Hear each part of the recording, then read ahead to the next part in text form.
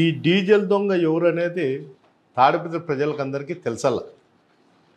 ఎందుకంటే ముఖ్యంగా ప్రతి విషయంలో కూడా కోతి కళ్ళు దాపినట్లు వాళ్ళ చైర్మన్ ఏది చెప్తే కొంతమంది వ్యక్తులు బజార్లోకి రావడము, ఏది పడితే అది మాట్లాడము, నిజమా అబద్ధం అనేది కూడా తెలియకోకుండా ఉండే పరిస్థితుల్లో ఈరోజు తయారైనారు.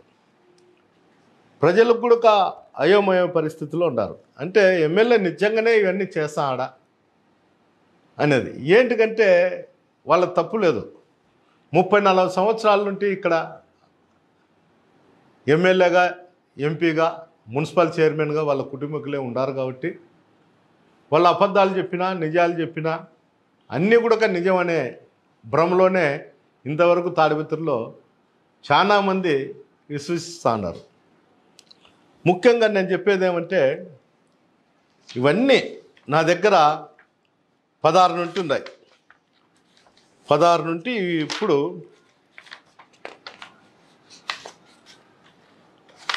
ఇప్పుడు వరకు మార్చి 23 వరకు నా దగ్గర డీజిల్ బిల్లులు అన్నీ ఉన్నాయి. అంటే గతంలో వాళ్లకు నాకు వేరియేషన్ ఉండే అమౌంట్ ఏమంటే 16-17లో వచ్చి 65,41,517 రూపాయలు అమౌంట్ ఉంది. జనరేటర్స్ అమౌంట్ వచ్చి 48,79,237 ఉన్నాయి. అంటే ఇది 16-17లో అంటే 1,14,20,754 ఉన్నాయి టోటల్. ఈ విధంగా ప్రతి సంవత్సరము కూడా మళ్ళా 17-18లో కూడా 1,05,00,000 ఉన్నాయి. మళ్ళా 18-19లో 1,29,06,151 రూపాయలు అయింది. ఇది అతను ఉన్నప్పుడు బట్టి డీజిల్ వేరియేషన్. ఈరోజు ఉండేటువంటిది అంటే 19 నుండి 19-20 వచ్చి 80,21,863 రూపాయలు ఉంది. దీనికి వేరియేషన్ ఏంటికి చెప్తానంటే రేటు వేరియేషన్ కూడా ఉంటుంది. 16-17కు 19-20 కూడా రేటు వేరియేషన్ కూడా ఉంటుంది. ఇది కూడా కంపారిజన్ చేసుకోవాలి. 20-21లో కూడా 83,50,501 ఉంది. 21-22లో కూడా 92,47,662 ఉన్నాయి. అంటే ఇతను మున్సిపల్ చైర్మన్ అయిండేది అప్పుడే అనుకుంటాడా, 22లో బిగిన్ అయింది. అప్పుడు ఏదో కొన్ని ఇది జరుగుతూ వచ్చింది. 22-23లో కూడా 69,18,440 రూపాయలు ఉంది. అంటే గతంలో డీజిల్ బిల్లుకు ఇప్పుడు డీజిల్ బిల్లుకు దగ్గర 20 లక్షల దగ్గర 20 లక్షల పైచీలకు తేడా వచ్చింది. 20 వచ్చింది, కొన్నిసార్ల 30-40 లక్షలు కూడా వచ్చింది. అంటే అప్పుడుండే రేటుకి ఇప్పుడు రెండుకైతే ప్రతి సంవత్సరం 30 నుండి 50 లక్షల రూపాయలు అతను చైర్మన్ ఉండేప్పుడు కానీ అతను ఎమ్మెల్యే ఉండేప్పుడు పీరియడ్లో వచ్చింది. ఈ 50 లక్షలు ఎవరింటికి పెట్టినాడు, ఎక్కడ పెట్టినాడు అనేది పాపం వాళ్ళ కౌన్సిలర్లు అంతా పోయి వాళ్ళ చైర్మన్ అడిగితే ఆ వేరియేషన్ ఎట్టుకుంది, ఈ వేరియేషన్ వచ్చింది. ఎవరు డీజిల్ దొంగలు అనేది తాడిపత్రి ప్రజలందరికీ తెలుసుకోవాల్సిన పరిస్థితి వచ్చింది. 30-40 సంవత్సరాల నుండి డీజిల్ పట్టుతున్న గంధీ కుటుంబానికి చెందినటువంటి పెట్రోల్ బంకులో 6 నెలల నుండి డీజిల్ పట్టను అని చెప్పినాడు. స్వయంగా నేనే ఆయనతో మాట్లాడినా, అయ్యా ఇంతకుముందు చెప్పింటే పట్టినాను, ఇప్పుడు మా వల్ల కాదు, ఇప్పుడు పరిస్థితులు వేరుగా ఉన్నాయి అని చెప్తారు. అంటే ఏం పరిస్థితులు ఉన్నాయి అనేది అంటే ఎమ్మెల్యే వచ్చినాక తాడిపత్రిలో మున్సిపల్ సిబ్బంది పని చేయకోకుండా అధికారాన్ని అడ్డం పెట్టుకొని బెదిరిస్తాడు అని చెప్తాడు. నాకు తెలిసి ఇదే అనుకుంటాను.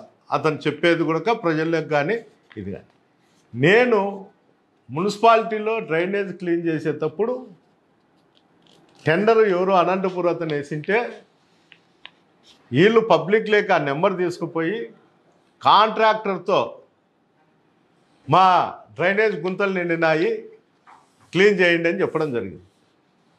అందరూ ఆ కాంట్రాక్టర్కు ఫోన్ చేసి చెప్తారు.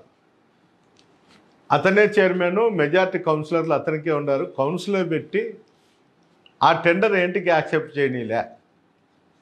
ఆ డ్రైనేజ్లన్నీ క్లీన్ చేయించినది నేను 9 లక్షల రూపాయలు డబ్బులు పెట్టి క్లీన్ చేయించినాను సొంత ఖర్చుతో. ఈ రోజు కూడా 10 మంది పనిచేస్తున్నారు నా సొంత డబ్బుతోనే డ్రైనేజ్లన్నీ క్లీన్ చేయడం కానీ ఇంకోటి కానీ. మేము చేసే వర్కుల మీద పోయేది, ఫోటోలు తీసుకునేది, మేము ఏందో ఇక్కడ పొచ్చున్నాం అనేది మేము సొంత డబ్బుతో చేస్తా అంటే దానికి నాణ్యత ప్రమాణాలు చెప్తారు. ఏమన్నా వీళ్ళు ఏమన్నా ఇంజనీర్లు, డిఈలు, ఎస్సీలా ఏమన్నా వీళ్ళు ఆయన సొమ్ము ఏమన్నా మాకు ఇచ్చారా? పోలీస్ స్టేషన్ ఎదురుగా రోడ్లో గుంతలు పడితే అవి పూడ్చినాం మేము. ఏమన్నా మున్సిపాలిటీలో అతను ఏమన్నా బిల్లు పెట్టి లేకపోతే ఏదన్నా పెట్టి చేస్తారా? ఎస్టీప్ 1 ఎస్టీప్ 2లో పైప్ లైన్లు పోయినా కూడా మేము చేసినా కూడా అతను బిల్లులు చేయడం లేదు. అన్నిటికన్నా దారుణమైన పరిస్థితి ఏమంటే ఎవరో మున్సిపాలిటీ వాళ్ళు టైలర్స్ కాలనీలో గుంత పెట్టింటే దాని పెద్ద రాద్ధాంతం చేసినాడు. నేను నా సొంత ఖర్చులతో ఇదంతా పైప్ లైన్ చేస్తాను అని. చేసినాడో లేదో మీరందరూ కూడా పోయి అక్కడ పోయి మున్సిపాలిటీ సిబ్బంది కానీ అందరూ పోయి చూస్తే తెలుస్తుంది. ఒక తుంట పైప్ వేసినాడు, నీళ్లు ఇప్పటికీ పోవడం లేదు, ఇబ్బంది పడతానే ఉన్నాడు. అంటే మున్సిపాలిటీలో ఏది జరిగినా ఎక్కడ జరుగుతానే కూడా నేను బాధ్యత తీసుకొని నేను శానిటరీ పైన పనిచేయడం జరుగుతుంది. ఈవెన్ మున్సిపాలిటీ సిబ్బంది స్ట్రైక్లో ఉన్నప్పుడు కానీ కరోనాలో ఉన్నప్పుడు కూడా మేమే చాలామంది మున్సిపాలిటీ సిబ్బంది పనిచేయకపోతే మేమే బాడగలు పెట్టి కూడా ట్రాక్టర్లు తీసుకొచ్చి మా కార్యకర్తలు నాయకులు బాడగలు తీసుకొచ్చి ట్రాక్టర్లు తోలిన పరిస్థితి కూడా తాడిపత్రిలో ఉంది. ఇంకోటి ఇతను ఏందో మేము అధికారం అడ్డం పెట్టుకొని ఆఫీసర్లను బ్లాక్మెయిల్ చేస్తాము అంటారు. ఇందో 9 మంది ఆఫీసర్లు, రెవెన్యూ ఆఫీసరు, సీనియర్ అసిస్టెంట్లు, సీనియర్ అకౌంటెంట్లు, యూడిఆర్ఐ, సీనియర్ అసిస్టెంట్, జూనియర్ అసిస్టెంట్, 9 మంది ఒగోడు 21 సంవత్సరం నుండి ఇక్కడ పనిచేస్తాను. ఎవరు? రాజేశ్వరి బాయ్ 21 సంవత్సరం నుండి 7 నెలలు అయింది. అమ్మ పని చేసి మధ్యలో 2 నెలలు 3 నెలలు బయటకు పోయింది. ఒకసారి 89లో 11 నెలలు బయటకు పోయి 11 నెలలు వచ్చి మళ్ళీ జాయిన్ అయింది. 2008 23/3/21లో పోయి మళ్ళా 1/7 డిప్యూటేషన్ పైన మళ్ళీ ఈయనే ఉంది. ఇట్లా 3 దఫాలుగా ఆమె బయటకు పోవడము, 2 నెలలు 3 నెలలకు రావడం, మొత్తం పైన 21 సంవత్సరం నుండి 7 నెలలు ఆమె ఇక్కడ పనిచేసింది. భీమరాజు రవికిరణ్ సీనియర్ అసిస్టెంట్, ఇతను 6 సంవత్సరాల 2 నెలలు ఉన్నారు. అంటే ఇతను బయటికి 3 నెలలు 4 నెలలు పోయినాడు, మళ్ళీ ఇటుక వచ్చి ఉన్నాడు. సువర్ణలక్ష్మి సీనియర్ అసిస్టెంట్, ఈ అమ్మాయి ఎవరో కానీ ఈమె కూడా ఒక్కసారి బయటకు పోయింది. 12 సంవత్సరాల 2 నెలలు ఈయన్నే పనిచేసింది. పవన్ కుమార్ ఇతను 6 సంవత్సరాల 1 నెల పనిచేసినారు. ఇప్పటికీ 6 సంవత్సరాలు 2 నెలలు పనిచేసినారు. జహముద్దీన్ సీనియర్ అసిస్టెంట్ 25 సంవత్సరాల 9 నెలలు పనిచేసినారు. ఇక్కడ ఇంకోడు ఎవడో ఉన్నాడు ఓబ్లేస్ అని 31 సంవత్సరం 9 నెలలు, అంటే 32 సంవత్సరాలు. మహబూబ్ బాషా 7 సంవత్సరాలు. శ్రీకుమార్ జూనియర్ అసిస్టెంట్ 25 సంవత్సరాల 9 నెలలు ఇక్కడ పనిచేసినాడు. వరలక్ష్మి జూనియర్ అసిస్టెంట్ 11 సంవత్సరాలు నిలిచింది. వీళ్ళంతా అతనికి దొంగల ముఠాలో సభ్యులు. దానికి తోడు మున్సిపల్ కమిషనర్ ఒక సామాజిక వర్గానికి చెందినోడు. వారికి నేను ఎమ్మెల్యే కాబట్టి ప్రోటోకాల్ పాటించినట్లు నక్క వినయాలు ఇచ్చి చైర్మన్తో కొలీడై మున్సిపాలిటీ సిబ్బందిని కానీ మున్సిపాలిటీ వర్కర్లను కానీ పని చేయకోకుండా పెట్టాడు. ఇవన్నీ ఏమి తెలియనట్లు ప్రభాకర్ రెడ్డి నటిస్తాడు. అయ్యా నీ నటనలన్నీ సాగవు, అయిపోయింది. ఎందుకు చెప్తానా అంటే ఈ కమిషనర్ వాళ్ళతో కొల్లీడైనాడని. తాడిపత్రిలో ఉండే ప్రతి అధికారి పైన అతను హైకోర్టుకు పోయినాడు, ప్రతి ఒక్కరిపైన పిటిషన్ వేసినాడు. ఏం మున్సిపల్ కమిషనర్ మీద ఏంటికి వేయలే. మున్సిపల్ కమిషనర్ నా మాట వింటే వేసిండు, నా మాట వినడం లేదు కాబట్టి శానిటరీని నెగ్లెక్ట్ చేస్తున్నాడు కాబట్టి డీజిల్ కూడా 4 నెలల తర్వాత అయ్యను బంగపోయినా కూడా పోయకపోతే రామకృష్ణాడిని పిలిచి మీ మొబైల్ ట్యాంక్ ఉంది కదా డీజిల్ పట్టేయ అంటే పడితే 30 లక్షలు 40 లక్షలు అప్పులు ఉంటే ఈ బుద్ధుడికి 25 లక్షలు ఉంది. 2 సార్లు మానుకుంటే నేనే డబ్బు కట్టి మళ్ళీ బిల్లు వచ్చినాక ఇప్పించాను. ఏంటికి కానీ అప్పు ఉంటే ఏ మున్సిపల్ కమిషనర్కి తెలుదా లేకపోతే ప్రభాకర్ రెడ్డికి తెలుదా? ఒకరిని బెదిరించి డీజిల్ పట్టినప్పుడు మిగతా వాళ్ళతో డీజిల్ పట్టీలు అనేది చైర్మన్కి బాధ్యత లేదా? తాడిపత్రి మున్సిపాలిటీలో ఉండేటువంటి ప్రజలు కూడా ఆలోచన చేయాల. ఏమయ్యా చైర్మన్ అతనని యాడన్నా డ్రైనేజ్ మునిగిపోతే ఎమ్మెల్యేకి ఫోన్ చేస్తారు, శానిటరీ ట్రాక్టర్ రాకపోతే ప్రజలు ఎమ్మెల్యేకి ఫోన్ చేస్తారు. అంటే తాడిపత్రిలో మున్సిపల్ చైర్మన్ లేడనేదే వాళ్ళ భావన. ఉండింటే ఏంటికి కానీ ఆయనకి చేయరు, నీళ్లు రాకపోయినా నాకే చేస్తారు. ఈ పరిస్థితులలో ఈరోజు హైడ్రామా క్రియేట్ చేస్తారు. కొంతమంది మా పార్టీ నుండి ఒత్తాసు పలుకుతుంటారు. టీఎంఎల్ కాడ ఉండేది, మున్సిపల్ ఆఫీసులలో ఉండేది. సిగ్గు చరణము ఉంటే మీరు ఈ జెండా కింద బతకము, మేము ఇంకో జెండా కింద బతుకుతాము అనే తట్టుకుంటే మీ సిగ్గు చరణం ఉంటే బస్సులు దుడుచుకుంటే వాడిని ఇంటికాడ బతకండి. ఇండైరెక్ట్గా మాట్లాడేది, ఇండైరెక్ట్గా చేసేది ఇదేం లేదు. జయాపజయాలు ఓటమిలు ఇవి సహజంగా జరుగుతుంటాయి. నేను ఎవడంటే వాడు ఏందో మాట్లాడినాడని పిలిచి నేను మాట్లాడేవాడిని కాదు. మీ చాటాకు చెప్పులకు నేను భయపడేవాడిని కాదు. నేను చికెన్ షాప్ కాడ లెక్క ఎగరగొట్టలే, ఏ చికెన్ షాప్లో నేను డబ్బులు తీసుకోలే, ఏ వ్యాపారస్తులతో నేను డబ్బులు తీసుకోలే, ఏ టీ అంగడి కాడ టీ తాగి నేను ఎత్తుకొట్టలే. అయ్యా ఎగరగొట్టే వాళ్ళు ఎత్తుపెట్టే వాళ్ళు అంతా కూడా ముఠాలో ఉన్నారు. ఆ ముఠానే ఈ ముఠా. ఆలీబాబా 40 దొంగలు అంటున్నారు కానీ అయ్యా ఆలీబాబా 40 దొంగలని అప్పుడు ఉండారేమో కానీ ఈ లెక్కాచారానికి ఈడ పెద్ద ముఠా ఉంది. నా దగ్గర అందరూ ఉన్నారు, మంచోళ్ళు చెడ్డోళ్ళు అందరూ ఉన్నారు, దొంగలు మాత్రం లేరు నా దగ్గర. దానికి నేను సంతోషిస్తాను. ఏంటికైతే అందరికన్నా పెద్ద దొంగ చైర్మన్, ఇంకా వాడిని మించిన దొంగ లేడు కాబట్టి అంతకన్నా ఎక్కువ ఉండింటే నేను చేరదీసింది మేము. ఎవడన్నా ఉన్నా కూడా అంతకన్నా తక్కువే. అందువల్ల నేను చేరదీసే కూడా నా మనసు ఒప్పడంలే. అందరికన్నా అతనికన్నా చైర్మన్ కన్నా పెద్ద దొంగ ఎవరన్నా దొరికితే నేను చేరదీస్తా. ఏంటికంటే వాడి అనుభవాలు కూడా తెలుసుకోవాలి కదా. అతనితో నేను అనుభవాలు తెలుసుకునేకి అతనితో నేను కలిసి తిరగలేను కాబట్టి, అతనితో కలిసి మాట్లాడలేను కాబట్టి అతని అనుభవాలు నాకు తెలియదు. అందువలన నేను ఇప్పుడు కూడా చెప్తాడా, ఛాలెంజ్ చేసి చెప్తాడా, అతను ఎప్పుడైనా కానీ ఈ సబ్జెక్ట్ పైన డీజిల్ పైన కానీ అధికారుల పైన కానీ అతని చర్చకి ఎప్పుడు వచ్చినా కూడా అతని ఇంటి దగ్గరకైనా కానీ రమ్మంటే కూడా నేను అతని ఇంటి గేటు కాడ కుర్చీ చేసుకొని కూర్చుంటా. అతన్ని కూర్చోమను, ప్రెస్కు రెడీగా ఉన్నామని, ప్రెస్ వాళ్ళని పెట్టుకోమని మాట్లాడము. సిగ్గుండాల ప్రజలు నమ్ముతారని 1కి 10 సార్లు చెప్పుకుంటా, చెప్పిన అబద్ధాన్నే చెప్పుకుంటా. అంటే వాళ్ళ పార్టీ అధినేతే అబద్ధాలు చెప్పి చెప్పి చెప్పి చెప్పి ప్రజలు నమ్మిస్తా అంటాడు. ఆ విధంగా ఇతను కూడా తయారైనాడు, అబద్ధాలు చెప్పి చెప్పి చెప్పి. వాళ్ళకంటే అతనికంటే ఇంత జ్ఞానం లేదు. ఈ ఎమ్మిడితో పోయే వాళ్ళు కూడా అతను ఏది చెప్తే అది ఏమన్నంటే ఎమ్మెల్యేకి చదువు రాదు ఏమి కాదని. చదువు వచ్చే దొంగతనాలు ఎట్లా చేయాలా, దోపిడీలు ఎట్లా చేయాలా, నిజాన్ని అబద్ధం ఎట్లా చేయాలా అనేది నేర్పిస్తాడు అతను. నేను అందరిని అనడంలే కానీ అతని దగ్గరుండే వాళ్ళు, అతనికి ఉండే వాళ్ళతో అతను చేయిస్తాడు. వీళ్ళ మేధావితనం కానీ అతన్ని సంబోధించే వాళ్ళు కానీ అతన్ని ఏంటికి కానీ అడగలేరు, నువ్వు చైర్మన్ ఉదయా ఏంటికి చేయలేదు అని. ఏ వర్క్ చేసినా ఏ పని చేసినా కోర్టుకు పోతే స్టేజ్ చేస్తాం. ఈరోజు కూడా నేను ధైర్యంగా చెప్తాను, బ్రేక్ ఇన్స్పెక్టర్గా ఆఫీస్ ఓపెన్ చేస్తే స్టే తీసుకొస్తాం.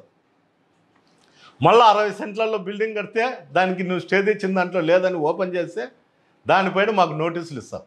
21వ తేదీ హైకోర్టులో అటెండ్ కమ్మా. సిగ్గుండల్లా 30 ఏళ్ళు రాజకీయాలు చేసినారు, ఊర్లో వాళ్ళు సొమ్ము దోచుకొని తిన్నారు. మీ బతుకు 80లో 83లో ఏ విధంగా ఉంది, ఈరోజు ఏ విధంగా ఉన్నారు? నేను ధైర్యంగా చెప్తా, అప్పుడు మీకన్నా మేము సౌకర్యం, ఈరోజు మీకన్నా మేము తక్కువగా ఉండం. నేనైతే ఛాలెంజ్ చేస్తా, 16 సంవత్సరాల్లో నువ్వు సంపాదించినావు, 16 సంవత్సరాల కిందట నువ్వు నాతో పోల్చుకొని చూడు.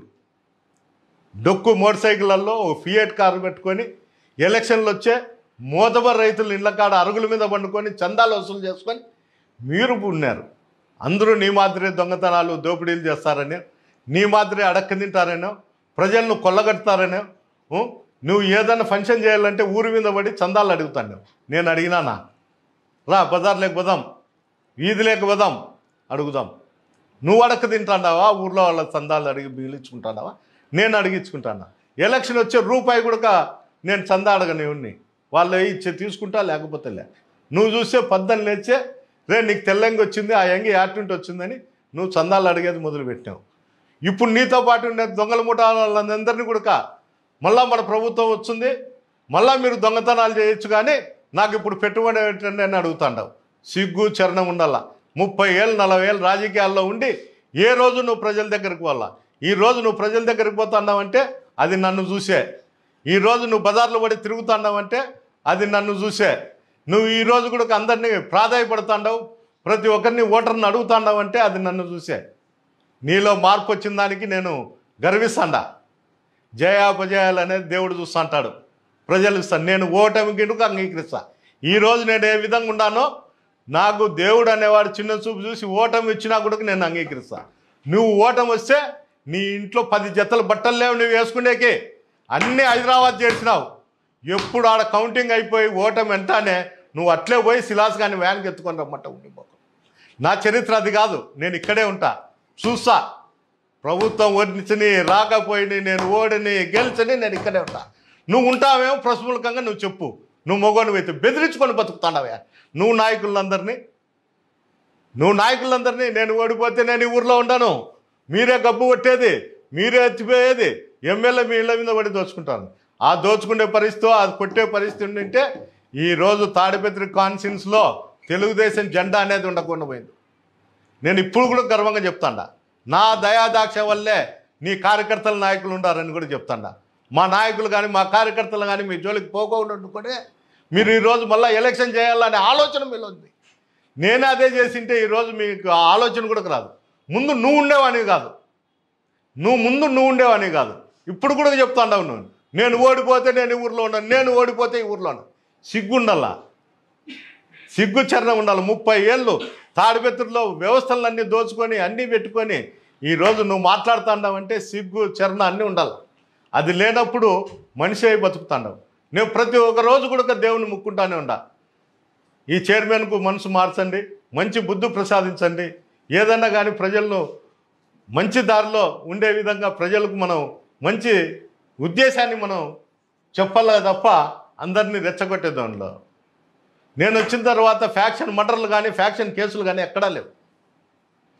నువ్వు 5 ఏళ్ళు, మీ అన్నదొద్దు, నీ 5 ఏళ్లలో నువ్వు ఎన్ని మర్డర్లు చేయించినావు, ఎన్ని దోపిడీలు చేసినావు, ఎల్లంటి ఫ్యాక్టరీలకు బిగం వేసినావు, పోలీస్ స్టేషన్లకు బిగం వేసినావు, వ్యవస్థలన్నీ నీ చేతిలో పెట్టుకున్నావు. ఈరోజు కూడా వ్యవస్థలు నీ చేతిలో లేవని కోర్టులకు పోతావు, బెదిరించావు, పిటిషన్లు వేస్తావు, అందరినీ భయపడించుకుంటాను. మేము అధికారంలో నాము మాత్రమే ఉండాము అనుకుంటాను. నేను ఈ 6-7 నెలల నుండి నువ్వు చేసే దానిలకు ఎవరు కూడా ఒక్క అడుగు ముందుకెళ్ళలేకున్నారు, ఏ అధికారం కూడా చేయలేకున్నారు. 63 కోట్లు నీకు అమృత స్కీమ్ కింద ఇంటింటికి కొలాయి తెస్తే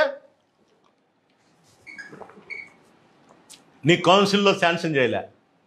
ఏమయ్యా, కౌన్సిల్లో శాంక్షన్ చేస్తే ఎమ్మెల్యేకి మంచి పేరు వస్తుందనే, లేకపోతే ఏమి? ఈ కౌన్సిలర్లంతా బ్యాన్ అర్థంటారే, గాడిదలు అరిచినట్లు తెలివి ఉండాలా. మా నాయకుడు ఏం చేస్తాడు, ఇంత ఫండ్స్ తెచ్చా అంటే ఈ ఫండ్స్ మనము ఖర్చు పెడితే ప్రజల్లోకి పోవచ్చు మనం అనేది చెప్పచ్చు. మళ్ళీ వీళ్ళు పోతారు ఒకరు ఇళ్ళ కాడ, గెలిచేది అస్మిత్ రెడ్డే, బాబు సూరిటీ వాళ్ళ ఆయన సూరిటీనో ఏదో చెప్తా అంటారు, ఏందో గ్యారెంటీ అని. వాళ్ళకే గ్యారెంటీ లేదా? ఇంక ప్రజలకు ఏంది గ్యారెంటీ ఇచ్చారు? చంద్రబాబుకి లేడు, ప్రభాకర్ రెడ్డికి లేరు. ఎంతోమంది గ్యారెంటీ ఇచ్చేనే ప్రభాకర్ రెడ్డి ఈరోజు బయట ఉన్నాడు లారీ కేసులలో. ఇంకా ఏంది ప్రజలకు వీళ్ళు గ్యారెంటీ ఇచ్చేది? ఈసారి కన్నా పొరపాటున కన్నా తాడిపత్రి ప్రజలు, నియోజకవర్గ ప్రజలు అతనికి ఓటేయాలనే ఆలోచన వచ్చినా కూడా మీ ఇళ్లల్లో మీ భార్య పిల్లల మెళ్ళల్లో దండలు కూడా ఉండవు.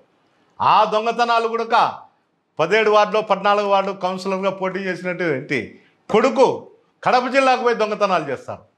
ఇతన్ని నేను మీటింగ్లో చెప్తే తాడిపత్రిలో లారీ దొంగతనాలు అది ఇదని చెప్పినాక వారానికే కళ్యాణదుర్గం వాడు వచ్చి ఇటు చైన్ స్మోకర్ అయినాడు, దండలు గుంచుకుపోయినాడు. ఏంటిగా ఇటు దండలు గుంచుకుపోయినంటే వాడంత పెద్ద దొంగ ఉన్నాడు, చిన్న దొంగ నేను దండలు గుంచుకుంటే నన్నెందుకు పట్టుకుంటారు పోలీసు వాళ్ళని.